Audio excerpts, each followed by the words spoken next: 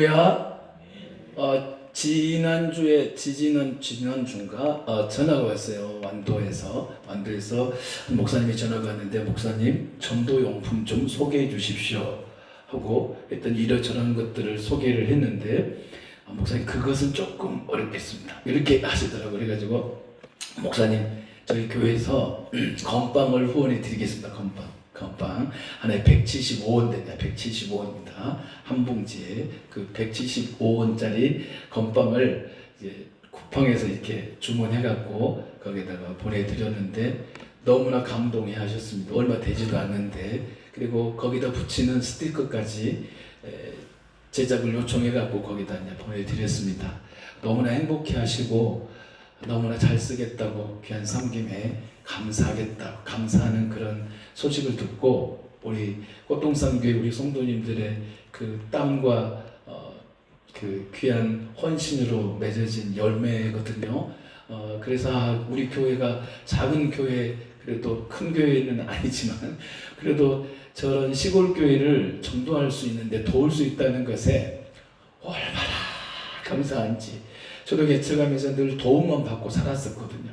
그 전에 돈만 받고 살고 늘 어디서 막 주는 거 먹고 살고 막 그렇게 살았는데, 하나님께서 어느 순간에 또 나눌 수 있게 하신 것에 대해서 너무 감사하고, 그렇게 나눌 수 있게 하신 것은 우리 성도님들이 계시니까 그렇게 할 수 있는 것이죠. 저 혼자는 어떻게 하겠습니까? 우리 사랑하는 성도님들의 헌신과 수고가, 땀이 이런 열매를 맺어가기 시작하는 것입니다. 하나님께서 우리에게 주시는 사명이 뭘까요? 아까 처음에도 말씀드렸는데, 살아가는 원동력이 어디 있느냐? 우리가 살아가는 원동력, 힘이죠. 힘. 내가 하루를 살아가는데 어디서 힘을 내가 얻고 살아가느냐, 참 중요하거든요. 그래서 어떤 사람들은 책임에 대한, 거기서 원동력이 생겨요. 책임. 부모는 자식을 책임져야 되잖아요. 그래서 그 자식을 위해서 저기 우성아파트 앞에 보면, 그리고 막 도로 새벽에 보면 어떤 분들이 많냐면, 3호 조선소 다니는 거기 일하러 가시는 분들 보면 한번 5시 한 40분, 새벽 5시 40분부터 막 줄을 서서 버스를 기다리고 있는 모습들을 늘 자주 보게 됩니다. 그런 것을 보면서, 자, 저분들의 어깨는 뭘까요? 그래서 사람들에게 묻습니다. 왜 이렇게 열심히 사십니까? 그러면 뭐라고 할까요? 먹고 살기 위해서, 처자식 먹이려고. 그렇게 해서 사람들은 그런 말을 한단 말이죠. 처자식 먹이기 위해서. 그게 뭐냐면 이 원동력이 힘이죠. 힘. 내 자식 학비 돼야지, 내 자식 학원비 돼야지. 그래서 요즘에는요, 학원비도 너무 비싸고 아이들을 교육하기가 쉽지 않습니다. 그러니까 그 부모들이 다 고생하고 살아가요. 모든 시간과 마음을 다 쏟죠. 살아가는 힘이 거기에 있어요. 자식들 먹여 살리고, 또 시집 장가 보내고, 그런데 모든 걸 다 부모는 투자하잖아요. 거기에서 힘을 얻잖아요. 그래서 사람들은 돈의 힘이 돼요. 돈이 막 힘이 되는 거죠. 원동력. 당신이 살아가는 힘은 어디입니까? 돈입니다. 그래서 돈이 많으면 막 자신 있고, 돈이 없으면 우울해지고, 지갑이 비면 하여튼 서운해지고 막 그런 일들이 벌어지긴 하죠. 그렇다면 그리스도인은 우리에게는 어디서부터 힘이 나오십니까? 막 한 주간에 어떤 돈을 많이 벌었으면 거기에도 막 힘이 막 솟습니까? 아니면 아프던 병이 좀 호전되고 건강해져서 막 거기에서 힘이 오르십니까? 도대체 우리 꽃동산교회 우리 성도님들은 어디서 힘이 솟아나시는지, 어디서 솟아나는가 여쭤보면 다 다르실 것 같아요. 그러나 오늘 나를 움직이는 힘이 어디서 오는가, 그것을 좀 우리가 깨닫고 그것을 붙잡아서, 진짜 물질이 없을 때도 나는 힘이 있는 사람, 일이 안 되어도 일이 방해가 돼도 나는 힘을 잃지 않는 사람, 어떤 어려움에 처해도 힘을 잃지 않고 힘이 막 솟아나는 사람, 도대체 그런 사람이 누굴까? 바로 우리 꽃동산교회 가족이 되길 주님의 이름으로 축원합니다. 도대체 그러면 돈도 없어, 먹을 것도 없어, 그리고 누릴 뭣도 없어. 그런데 어디서 내게 힘이 나겠냐 그 말이죠. 그래서 느헤미야는 이렇게 고백합니다. 근심하지 말라. 여호와로 인하여 기뻐하는 것이 너희의 힘이라. 여호와를 인하여 기뻐하는 것, 그게 바로 너희의 뭐라고요? 힘이다. 나의 힘은 여호와께 있다, 하나님께 있다, 예수 그리스도께 있다라고 고백할 수 있는 그런 믿음이 있길 주님의 이름으로 축원합니다. 당신의 힘은 무엇입니까? 자식입니다. 당신의 힘은 어디서 그렇게 펄펄 솟아나십니까? 집을 장만했습니다. 당신의 힘은 어디서 아이고 내가 결혼하게 됩니다. 좋은 남자, 좋은 자매를 만나서 결혼하게 됩니다. 당신의 힘이 어디입니까? 예수 그리스도십니다. 할렐루야.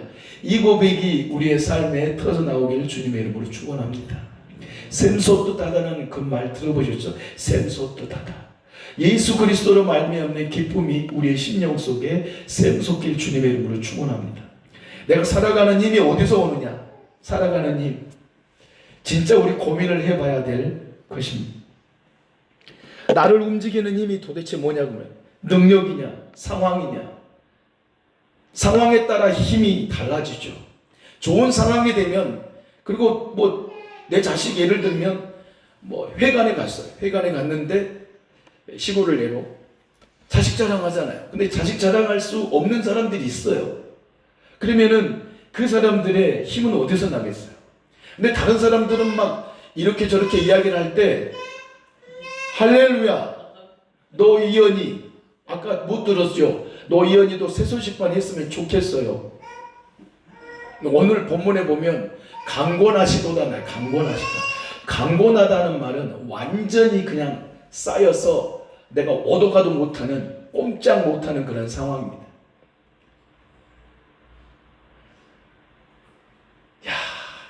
얼마나 감사합니다. 아니, 교회 안에 아기의 울음소리, 그리고 아이들이 떠드는 소리가 들리는 교회는 정말 소망 있는 교회, 정말 좋은 교회. 우리는 이런 소리가 늘 들렸으면 좋겠습니다.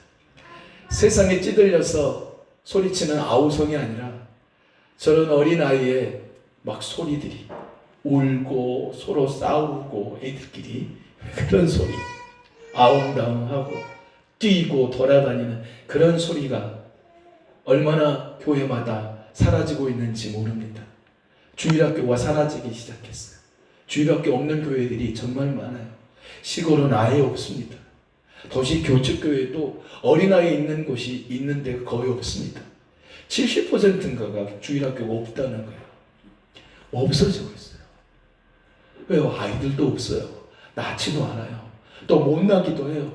그리고 결혼도 늦게 해요.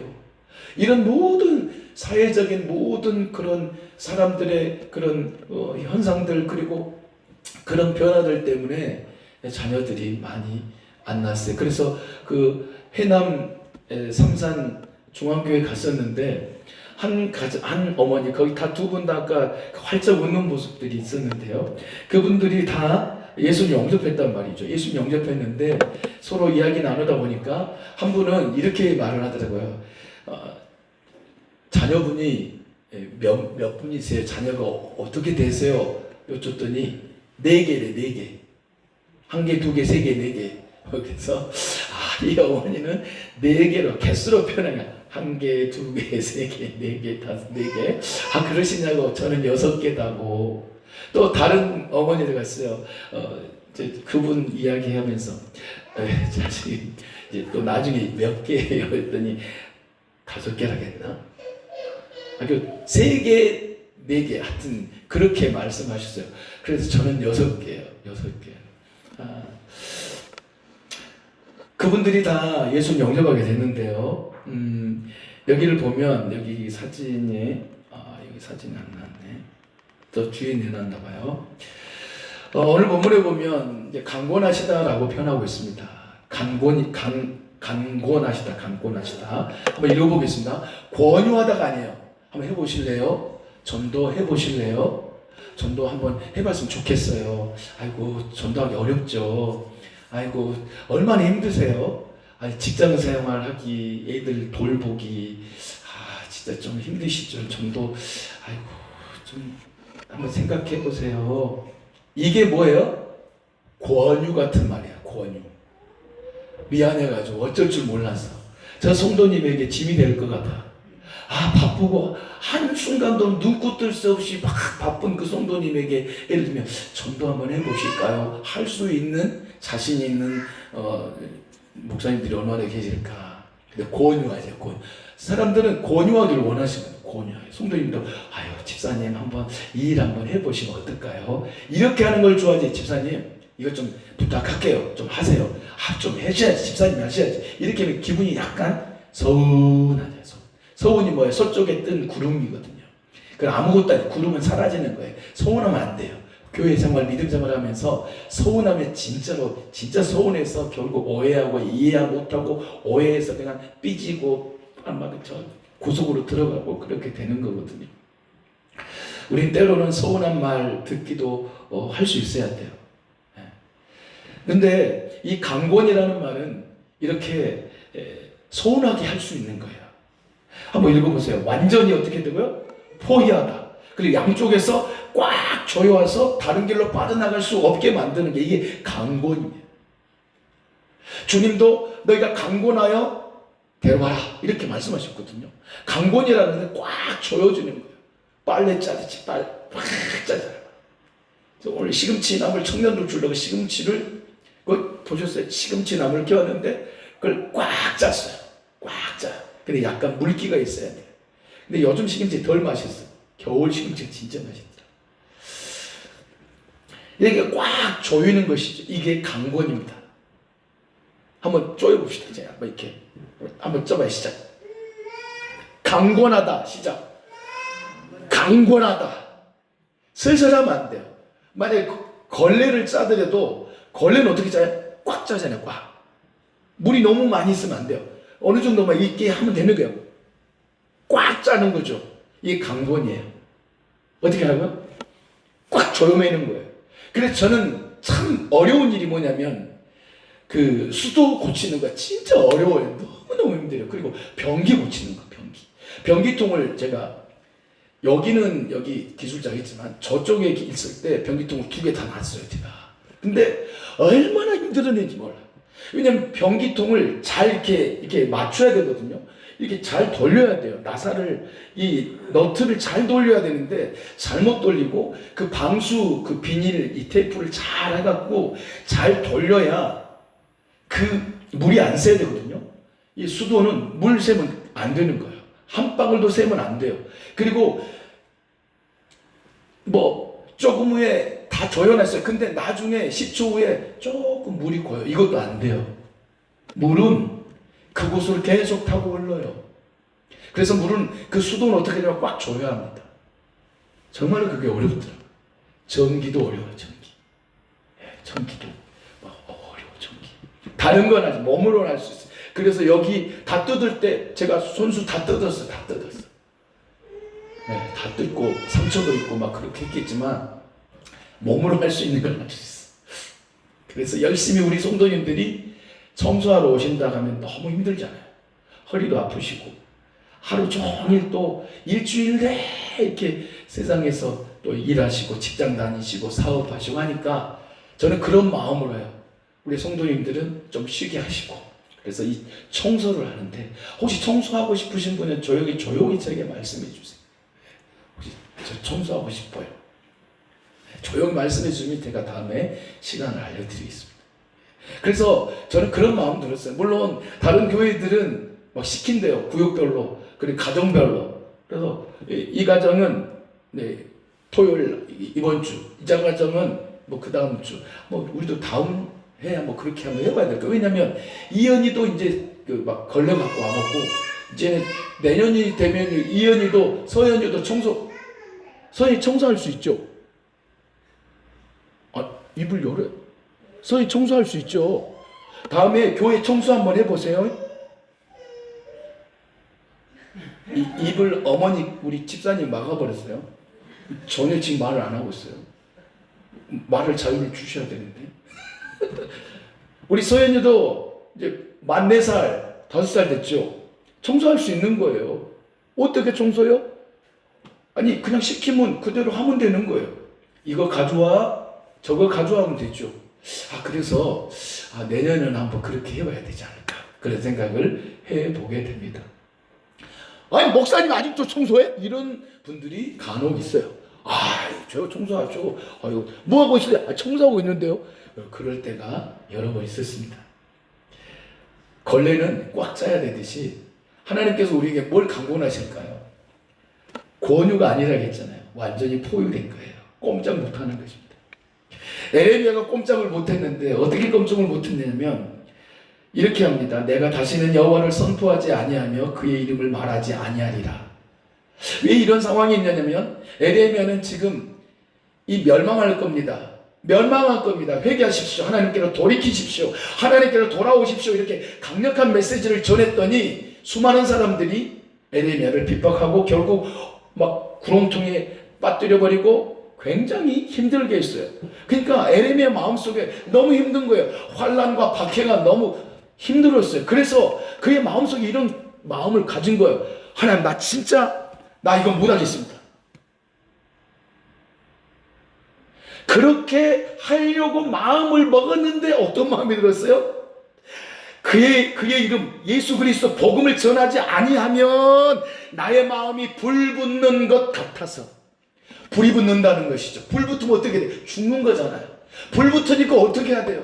전할 수밖에 없는 거예요. 그 답답하다는 거예요. 답답한 겁니다. 그걸 견딜 수 없어서 나는 어떻게 해요? 다시 복음을 전할 수밖에 없다라는 거예요. 바울도 그랬습니다. 바울은 진짜 복음을 받아들이고 나서 복음을 알지 못하는 수많은 사람들에게 복음을 전하게 됩니다. 그런데 바울도 나 진짜 전하기 싫지만 전해, 그런 마음이 불같이 일어납니다. 내가 부득불 할 일, 내가 안 하고 싶은데 할 수밖에 없는 거예요. 복음을 전하고 싶지 않아. 왜? 저 사람이 거부해. 저 사람이 나를 기분 나쁘게 해. 저 사람이 나를 진짜 싫어해. 저 사람은 불교야. 저 사람한테 진짜 복음 전하면 안 돼. 그런데 바울 속에는 아니야, 전해야 돼. 막 불같은 마음이 일어나는 것입니다. 부득불할 일이라 안 돼. 그런데 해야 돼. 이 강력한 마음이 바울의 마음속에 들어온 것이죠. 그래서 어떤 일이 벌어지냐면 바울의 마음속에 전하지 않으면 내게 화가 있을 거야.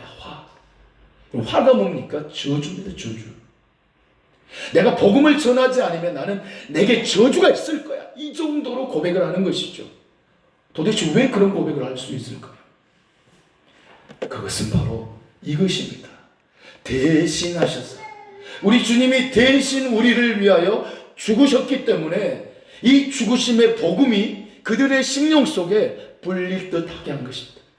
저는 이 생각을 했어요. 그러면 우리에게는 왜 이런 불릴 듯한 마음이 없지? 왜 내게는 복음을 전하고 싶은 그런 불릴 듯한 마음이 있어야 되네? 왜 내게는 없지? 생각했더니 그러면 주님의 죽으심이 바울을 위해서 죽으신 주님과 에레미야를 위해서 죽으신 주님과 다르다라는 것이 나타났습니다. 맞습니까? 잘 생각해 보십시오. 자, 바울이 불탔어요. 복음을 위해 불탔고, 에레미야도 불탔습니다. 에스겔도 불탔습니다. 수많은 그리스도인들이 불탔습니다. 그러면 그들이 불탄 것하고 우리는 십자가에 죽으신 주님이 바울을 위해서 죽으신 주님과 나를 위해서 죽으신 주님과 이 무게가 다릅니까? 너는 좀 복음도 못 전하고 너는 좀 그런 것 같아. 너는 좀 보잘것 없어. 그래서 나는 너의 죽음을 30%, 바울은 너무 뜨겁게 살았잖아요. 너는 100%. 주님의 죽으심의 유효함이 100%가 있고 10% 있고 5%가 있냐? 아니요. 2%도 아니요. 온전해요. 100%예요. 바울을 위해서 죽었던 주님이나 우리를 위해서 죽었던 주님이나 똑같습니다. 그 사랑은 변하지 않습니다. 그 사랑은요, 다르지 않아요. 하나님께서 바울을 사랑하시는 사랑하심과 우리를 사랑하시는 사랑하심과 하나님은 다르지 않습니다. 다르다면 그분은 하나님이 아니십니다. 인간은 달라요. 인간은 사랑하는 것들이 다르다는 그 말이죠. 사람의 관계 속에도 달라요. 누구를 대할 때 약간 거리감이 있는 사람이 있는가 하면 어떤 사람은 가까운 사람이 있어요. 달라요. 근데 하나님은 너 더러워. 너 죄 많이 지었잖아. 너는 예수님의 피 10%만 줄 테니까 너 보기 싫어. 그렇게 하지 않으신단 말이죠.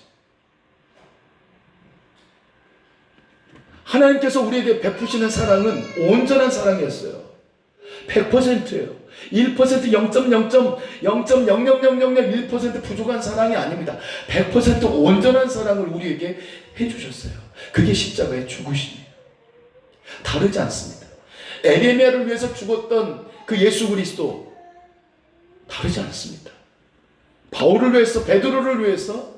그래, 베드로는 수제자야. 수제자니까 오직 했으면, 주님이 수제자인 베드로를 오직 사랑하셨으면, 아니 베드로가 마지막 순교할 때 나는 주님처럼 올바르게 반듯하게 십자가에 못 박아 죽을 수 없다. 나를 거꾸로 매달라라.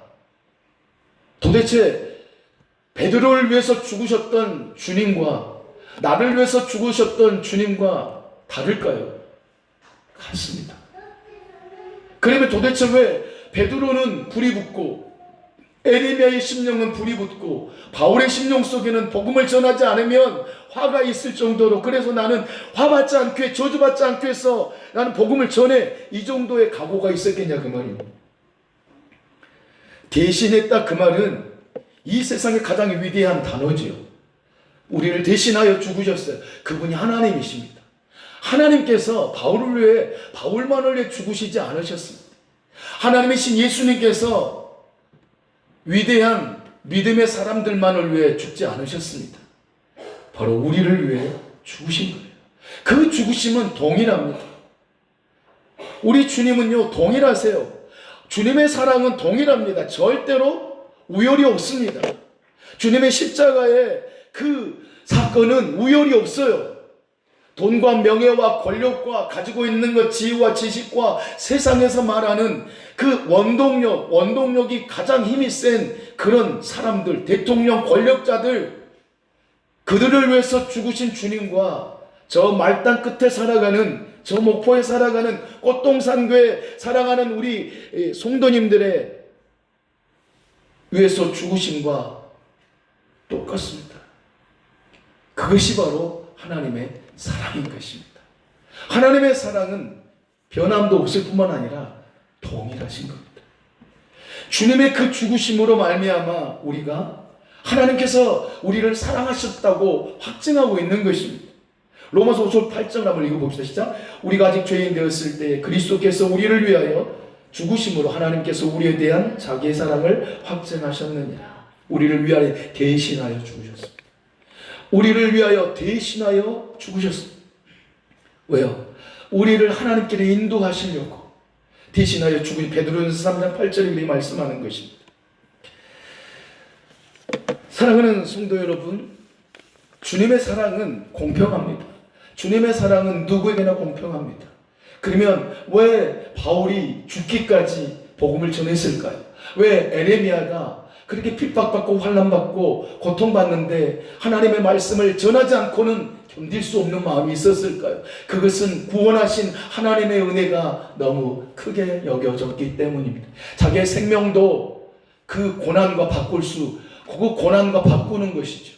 환난과 바꾸는 것입니다. 자기의 생명을. 그래서 바울은 그렇게 고백해요.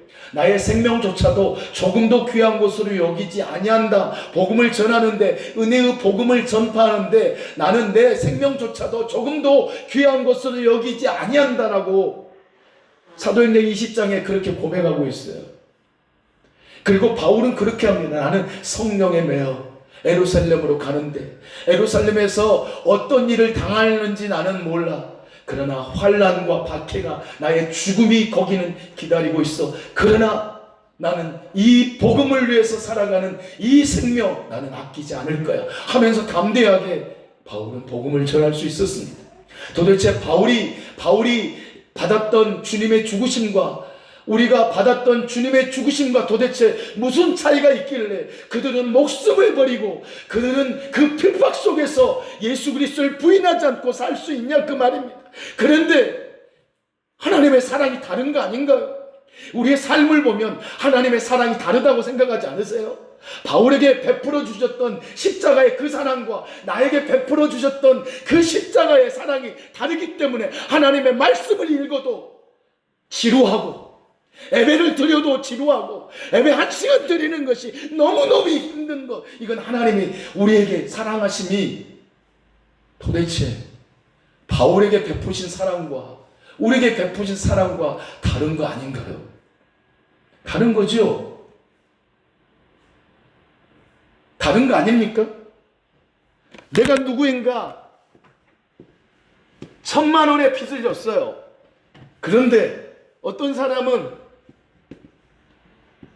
100조의 빚을 졌어요. 자, 그러면 1,000만 원 빚진 사람, 100조 빚진 사람, 그런데 우리의 인생은 100조 빚진 인생이거든요. 100조 갚을 수 없어요. 그냥 돈을 어떻게 표현하겠습니까마는 이건 갚을 수 있겠죠. 어쩌면 우리가 주님께서 베푸신 그 사랑이 1,000만 원이에요? 1,000만 원 아니 1,000만 원도커녕 100만 원도 안 될 수 있어요. 우리의 가치 기준이 주님이 나를 위해서 십자가에 죽으심이 100만 원의 가치가 없기 때문에 하나님을 예배하는데 지루하고 하나님을 예배하는데 진짜 괴롭고 성경을 읽기가 너무너무 힘들고 전도는커녕 내 삶만 그냥 잘 살면 되지, 이 바쁜 세상에 무슨 전도하고 이 바쁜 와중에 돈 벌어야 되는데 얼마나 힘든 세상인데 내가 그럼 왜 100만 원 그 사람은 빚진 자입니다. 전화 그럼 100만 원 하면 바꿔지는 것이죠. 주님의 사랑 바꿔버리는 것입니다. 천조를 바꾸겠습니까? 천조 갚을 길 있으세요? 그런데 우리는 바울도 에레미야도 천조의 빚을 빚진 사람이고 우리도 천조의 빚을 빚진 사람이 있는데 예수님께서 이 천조의 빚을 갚아주시고 그 갚아주시기 위해 십자가에 죽으셨습니다. 그러면 천조의 빚 갚아주셨잖아요. 근데 우리는 뭘로 생각해요? 100만 원도 아니에요. 10만 원? 10만 원? 10만 원? 10만 원 번다면 주일을 포기하는 사람이 있어요. 이게 진짜로 주님의 사랑을 얼마나 무시하냐 그 말이죠. 저나 우리 말이죠. 하나님의 사랑은 똑같습니다. 하나님의 사랑은 죽어야 되는 저 지옥불에서 영원히 살 나를 바울을 건져주신 것입니다. 영원히 어떻게 해서 지옥에 삽니까? 살 수가 없지요. 우리가 너무 주님의 그 십자가의 죽으심과 그 복음에 대해서 너무 약하게 생각한 것 같아서 하나님은 우리를 강권하십니다. 그 강권하시는 붙드시는 하나님의 사랑 때문에 우리가 살아가는 거거든요. 하나님이 우리를 이렇게 꼼짝없이 예수 믿을 수 있도록 인도해 주시는 그것이 얼마나 큰 사랑이냐 그 말. 하나님이 먼저 우리를 강권하셨어요. 그래서 예수 믿을 수 있도록 길을 열어주시는 거죠. 사랑하는 꽃동산교회 가족 여러분, 우리 주변에는 수많은 사람들이 이 강권의 사랑을 받지 못하는 사람이 너무 많아요. 권유하면 아이고 힘드시겠네요. 늘 위로만 받으려고 아이고 그러시겠네요. 이해가 됩니다. 근데 진짜로 하나님의 사랑을 안다면 그런 고백이 터져 나오지 않겠습니까? 저는 이 고백할 때마다 너무나 진짜 내가 정말로 그 하나님의 사랑을 진짜로 이렇게 깨달아 본 적이 있을까? 하늘을 두루마리 삼고 바다를 먹물 삼아도, 아니 하늘을 두루마리 삼고 바다를 먹물로 삼을 수 하나님의 사랑을, 근데 그래서 그 먹물로 쓰는 거예요. 하나님의 사랑. 하나님 진짜 사랑합니다. 하나님 사랑합니다. 하나님 사랑합니다. 근데 그 먹물이 달아집니까? 달아지지를 않지요. 내가 하루 종일 써도 하루 종일 쉬지도 않고 분초 1분도 쉬지도 화장실도 안 가고 그냥 내 자리에서 그냥 화장실 그냥 다 쏟아버리고 하루 종일 써도 하늘을 어떻게 두루마리 삼아서 하나님의 사랑을 어떻게 거기에다 기록할 수 있겠냐, 그 말입니다. 그 사랑을 받았단 말이죠. 그 사랑을 받은 우리가 어떻게 하나님의 사랑을 무시할 수 있겠냐. 저도 그래요. 저도 진짜 미쳐버렸으면 좋겠는데 안 미쳐지는 거죠. 좀 우리가 그런 부분에 답답해졌으면 좋겠어요. 저 사람이 예수 안 믿으면 막 답답해져버려, 막 미칠 정도로 막 그랬으면 얼마나 좋을까. 그 마음도 누가 주실까요? 주님이 주시는 거예요. 영혼을 사랑하는 마음이.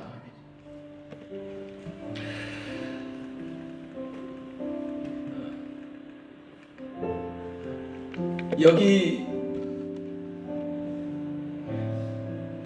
이 두 분은 예수님이 언급했어요. 어쩌면 이뤄져 버릴 수 있잖아요. 다 80 넘으셨어요.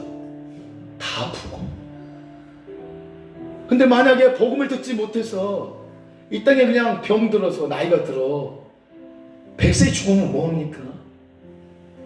믿고 죽은 자와 믿지 않고 비록 30세를 살아도 믿고 하나님의 품에 가는 자와 100세를 살아서 떵떵거리고 사는 건강하게 살았던 믿지 않은 사람은 누가 더 그의 죽음이 아름답냐면 비록 몇 년 못 살아도 예수 믿고 산 그 젊은이는 행복한 것입니다. 눈물을 흘리며 씨를 뿌려야 합니다. 우리 한번 내 가슴에 하나님 영혼을 사랑하는 마음을 주십시오. 하나님 내 마음속에 정말 예수 믿지 않는 사람을 보면 막 전하고 싶은 마음, 어떻게 해서 전하고 싶은 마음이 있어야 되는데 우리 마음은 아주 냉랭해져 버리죠. 진짜 그것은 하나님의 사랑이 100만 원짜리인가. 바울과 같은 에레미야 같은 심정은 천조의 빚을 진 사람과 같은 것입니다. 이 시간 우리가 이 하나님의 사랑의 무게를 좀 달았으면 좋겠습니다. 하나님, 내가 하나님의 사랑에 좀 짓눌려 봤으면 좋겠어요. 하나님의 사랑이 더 하나님의 사랑이 너무 가벼운 거예요. 깃털처럼 가벼워요. 무시하는 것이죠. 가벼우면 무시하는 것입니다. 근데 무거운데 어떻게 무시하겠어요? 그 무거운 하나님의 사랑, 그 하나님의 엄청난 사랑. 사람들은 작은 빚을 줘도 고통해하고 막 사람들이 목숨을 끊거든요. 그런데 우리는 영원한 예수 그리스도의 생명을 우리에게 주셨다 이 말입니다. 그것은 어떤 것과 비교할 수 없는 너무나 큰 사랑입니다. 근데 우리는 너무 하나님의 사랑을 가볍게 여겼습니다.